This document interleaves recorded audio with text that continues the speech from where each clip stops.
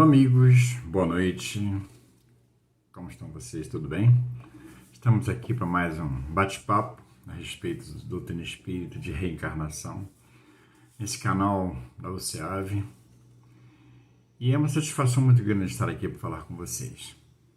E hoje eu ia começar destacando de quando nós chamamos a doutrina espírita de consoladora, não é por acaso. É porque realmente o conhecimento da doutrina, o conhecimento que ela nos proporciona das relações entre o mundo material, o mundo espiritual, as nossas ações como espírito encarnado, como espírito desencarnado, a compreensão disso tudo nos leva a uma consolação muito grande. Primeiro, por ficar claro que Deus Pai Todo-Poderoso está no comando de tudo isso. E sendo do controle do Pai, de Deus, há uma perfeição muito grande em todas as coisas. Então, todos esses descaminhos, as desventuras pelas quais passamos, são obra das nossas ações. Porque no que depende das leis divinas, das leis morais, das leis de modo geral, tudo se encaixa muito perfeitamente. Então, a consolação vem em saber que nós estamos sempre amparados pela misericórdia divina, seja qual for a situação. Claro que isso não nos dispensa das nossas responsabilidades. Uma vez que nós praticamos nossos atos, nós somos responsáveis pelo aquilo que fazemos. Responsabilidade essa que pode trazer consequências, às vezes, muito dolorosas. E essas consequências elas podem acontecer no decorrer da nossa vida espiritual, não apenas de uma existência, uma reencarnação. Então essa compreensão é muito importante que fique clara, que da mesma forma que nós alcançamos o livre-arbítrio, ou seja, a escolha do que fazemos, a escolha entre o bem e o mal, do que fazemos e do que deixamos de fazer, a responsabilidade decorrente do livre-arbítrio é inerente. Não tem como escapar dela. Então, por isso que na medida em que nós vamos avançando como espírito, crescendo, nosso aprendizado, a nossa responsabilidade vai sendo maior, porque nós somos mais responsáveis pelo que fazemos. Tem até aquele ditado que diz, quem muito será dado, muito será cobrado. Por exemplo, uma vez que nós temos conhecimento do Evangelho de Jesus, da doutrina dos Espíritos, já não se justifica muitas coisas que nós fazemos com a alegação de que não sabia. A partir desse momento, nós temos uma responsabilidade muito grande em saber que tudo que nós fazemos há uma consequência. E isso é regido por uma lei fundamental que nós conhecemos na doutrina espírita, que é a lei de causa e efeitos. Para toda causa existe um efeito. Se a causa proporciona algo de bom, os efeitos são positivos. Se a causa proporciona algo de ruim, os efeitos são negativos. E isso tem a responsabilidade daquele que pratica a ação, daquele que causa. Tá? Então, todas as coisas que nos acontecem na vida são consequências daquilo pelas quais nós participamos, nós nos envolvemos, nós provocamos, desejando ou não, voluntariamente ou não. Isso é o mais importante, porque fazer voluntariamente tem uma consequência. Provocar tem uma consequência. Agora, o desejo de fazer ou não, isso vai depender da responsabilidade de cada um. Essa medida da responsabilidade, da culpa, isso cabe às leis divinas. Nós não temos competência, não temos conhecimento suficiente para entender quando que nós somos mais culpados, menos culpados, quando desejamos. Porque muitas vezes nós cometemos algo equivocadamente sem analisar as consequências que aquilo terá. E aí depende do nosso conhecimento. Daí poderemos ter atenuantes ou agravantes de acordo com aquilo que nós provocamos, naquilo que nós fazemos. E falando em consolação, eu tive a oportunidade de lidar com uma pessoa, e essa pessoa é uma senhora que tem uma vida, aos nossos olhos, uma vida de bem, uma pessoa carinhosa, uma pessoa que cuida bem da família, uma pessoa que mantém seus compromissos em dia. Ou seja, aos nossos olhos, nesta encarnação, é uma pessoa que atende aos princípios morais, muitas vezes aos princípios cristãos, pelo cuidado que leva à sua existência. Entretanto, mesmo assim, é uma pessoa muito sofrida em determinadas situações. Ela tem dificuldades muito grandes com o filho envolvido com problemas de droga e tem sido uma luta muito grande na vida dela. E tem momentos que a gente pensa, puxa vida, mas se fulano não faz nada de ruim, por que ela está passando por essa situação? Situação que não é apenas dela, convenhamos. Uma vez que, se o filho tem essa dificuldade, ele é um doente, ele é com problemas seríssimos com relação à convivência com as drogas, ela, na condição de mãe, sofre muito com essa situação, já teve a oportunidade de buscá-lo em várias situações, à noite, procurando ele pela cidade, para resgatá-lo da mão do traficante de vício. O pai também, apesar de não ter a mesma dedicação que ela, mas também passa por essa consequência, outras pessoas da família. Então, é um problema que envolve várias pessoas da família. Claro que, apesar de conhecer algumas situações, nós não temos competência, não temos conhecimento para entender quem é culpado, quem não é, por que não é. O fato é que todos têm resgates nessa história.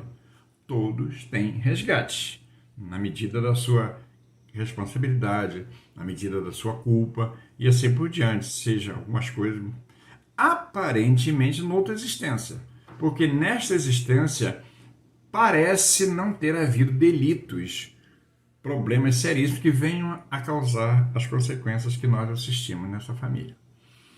E certa vez, baseado no estudo da doutrina espírita, eu falei uma coisa para ela que teve um efeito muito positivo com relação à consolação. Eu estava falando para ela que, porque é comum as pessoas, principalmente aquelas que ainda não têm muito conhecimento da doutrina espírita, da lei de causa e efeito, dizer que tudo que nós passamos aqui é resgate do que nós já fizemos. Tudo que eu faço, todo sofrimento, todo padecimento, resgate de vidas passadas. E às vezes, equivocadamente, a gente fala isso, esquecendo que nesta existência mesmo, nós já provocamos alguns problemas para nós, para a nossa saúde, para a nossa vida e para outras pessoas. Então, às vezes tem consequência aqui mesmo. Até um ditado entre as pessoas que não têm muito conhecimento da lei de causa e efeito, ou melhor, da lei de reencarnação, que diz, aqui se faz, aqui se paga. Nós, na doutrina espírita, sabemos que não é exatamente assim. Não é necessariamente aqui que se paga, aqui no sentido de estar encarnado aqui. Pois bem, então, na nossa visão periférica, eu diria assim, se me permite usar essa palavra, essa família, ou esta mulher, nesta existência, ela não tem motivo para resgates tão dolorosos. Ela não cometeu equívocos dessa proporção. No entanto, ela sofre para administrar essa situação. O filho, que logo jovem passou por isso, assim, ele não tem uma vida normal. Ele não tem uma vida de namorar, de casar, de ter filhos, porque ele ficou restrito a essa situação. E aí nós perguntamos, de onde vem isso? Por que isso? E quem é culpado na história? Quem não é? Se ele passa pela doença e vive isso, e ela, como é que fica na história? Pois bem, e aí, embora sabendo que cada caso é um caso, porque nós não temos conhecimento da vida de cada um, ou do desdobramento da vida de cada um para poder fazer algum julgamento, mas de uma forma consoladora eu falei para ela, minha querida irmã, nem todas as coisas pelas quais nós passamos aqui são consequências de erros do passado. Muitas vezes nós assumimos compromissos que não são necessariamente expiações, porque nós estamos vivendo o que os espíritos chamam de mundo de provas e expiações. Mas nós temos, além das provas, das expiações, nós temos as missões, que Kardec explora muito bem esse assunto no Livro dos Espíritos, falando das missões de cada um. Missões essas que variam de acordo com o grau, nível de responsabilidade, nível de complexidade, o nível de evolução de cada uma das pessoas. Então, pessoas diferentes têm missões diferentes com graus diferentes. Se há uma missão, dificilmente é entregue para alguém a missão de salvar o mundo, visto que essa missão está reservada para o Cristo. Missão de conduzir uma civilização, missão de conduzir um povo, missão de resgatar almas, missão de educar, missão de criar filhos, que também é uma missão. Missão no sentido...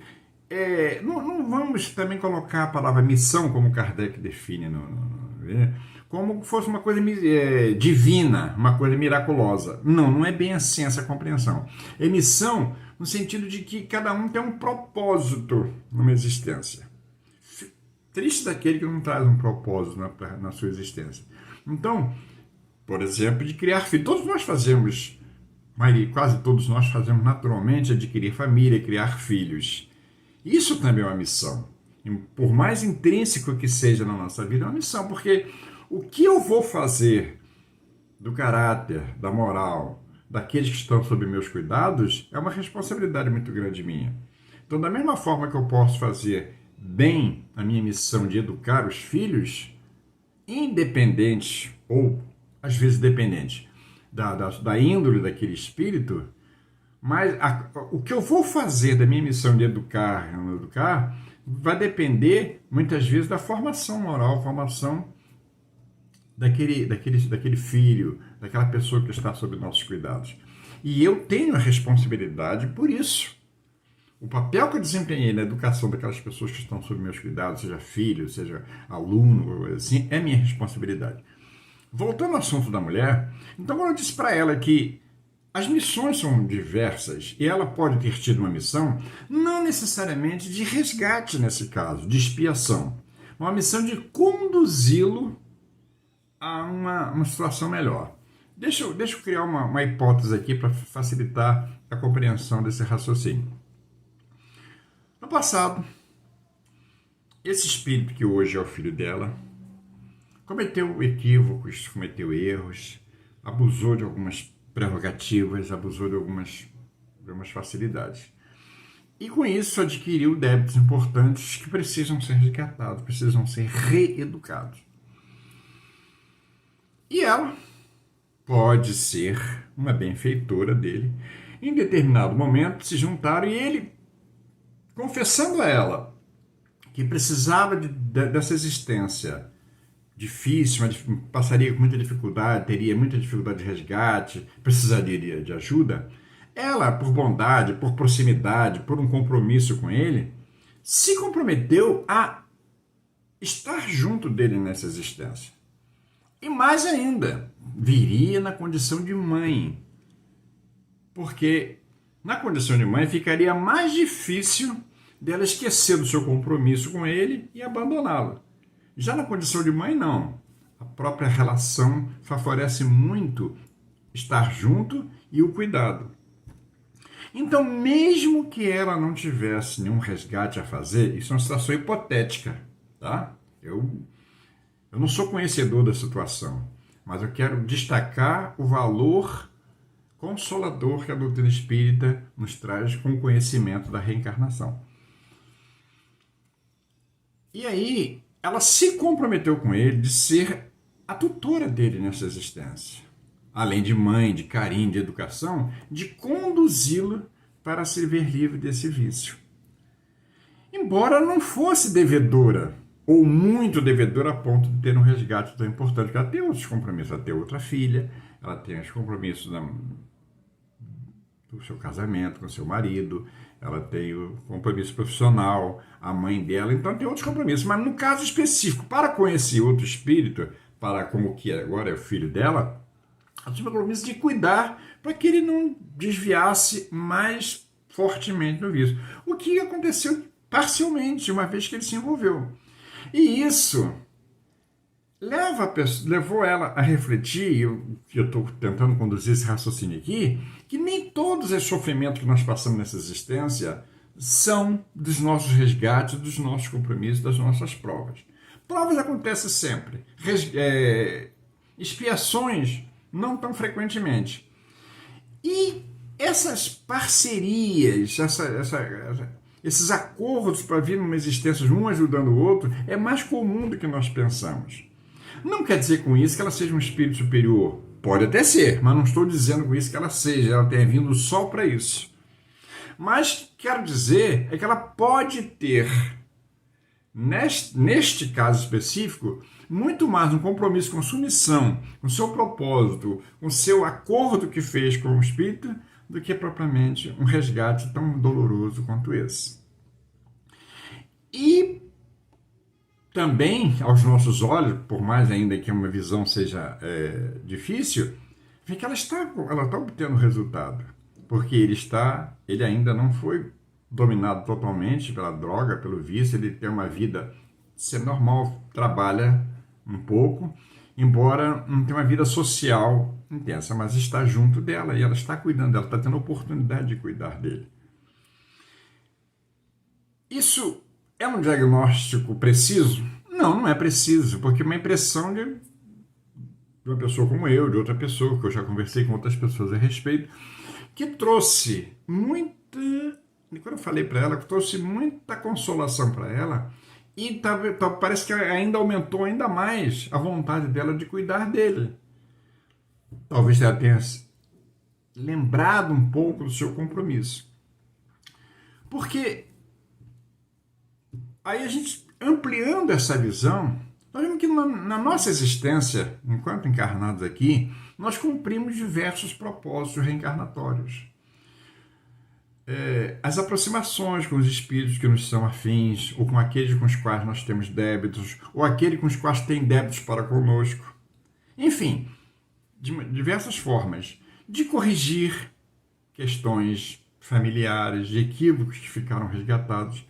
No livro Missionários da Luz, André Luiz, no seu capítulo 13, trata da reencarnação daquele trio, né? A Raquel, do Segismundo, e do outro que me fugiu o nome agora, daqui a pouco eu me lembro, talvez eu fale, que fala do resgate triplo, porque foi um triângulo amoroso no passado que acabou em problema, com morte, com assassinato, e que precisava ser resgatado o amor entre esses três. No retorno agora, Raquel e Segismundo combinaram de vir reencarnar e se unirem pelo casamento. E como parte desse acordo, receber aquele outro que tinha sido o terceiro, o assassinado no conflito, como filho. Então, apesar desse compromisso deles receberem, apesar do intento do outro de reencarnar num lar que viesse a reunir o amor, as feridas dos conflitos ainda estavam muito abertas. Então, na hora de receber como filhos, os espíritos Raquel e Segismundo relutaram muito, principalmente o Segismundo, a Raquel nem tanto, e que mobilizou um trabalho muito intenso dos dirigentes espirituais, junto com André Luiz, com vários encontros, inclusive durante o sono físico, em que eles eram levados para a reunião, para reaproximar aqueles espíritos e ter a oportunidade de virem numa família na condição de pai, mãe e filho, na expectativa de retomar o amor entre os três. Então, as uniões, as famílias que nós conhecemos, elas englobam muitas relações de resgate, de reaproximação, de amor, de compromissos existentes no plano espiritual e, claro, de resgates, né? Porque nesse cadinho que é a família, nesse laboratório que é a família, os espíritos se reúnem para reaver a sua chance de vida, de amor, de voltar a amar as pessoas, de reencontrar amigos e de se desfazerem de dramas, de traumas muito importantes. Então, essa compreensão de união, de reunião, de resgate, de missões, é muito importante que aconteça numa existência, numa encarnação. Esse é o propósito da reencarnação, das coisas se ajustarem, se alinharem, do amor prevalecer, do propósito no bem prevalecer. Claro que nem sempre essas coisas acontecem assim, muitas vezes a pessoa acaba se comprometendo ainda mais numa existência e que ao invés de resgatar, ao invés de corrigir, acaba agravando uma situação. Mas esse é um assunto que ainda precisa ser mais conversado. Certamente trouxe uma luz na compreensão dessas questões e eu prometo voltar a esse assunto em breve. Tá? Por hora, agradeço muito a audiência, assistência também, claro. Uma boa noite a todos. Fiquem com Deus.